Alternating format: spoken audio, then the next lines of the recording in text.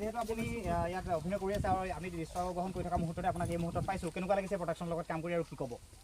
ক'বলৈ হ'লে আচলতে আমাৰ কালমেঘ যিটো সমাজ ব্যৱস্থা, এই সমাজ ব্যৱস্থাটোৰ ভিতৰত কিমান কৰাল বস্তু সোমাই থাকে, তাৰ পটভূমিত বৰ সুন্দৰভাৱে এটা উজ্জ্বলে আৰু প্ৰডাকশ্যনে কৰিছে, কৰি খুব ভাল লাগিছে।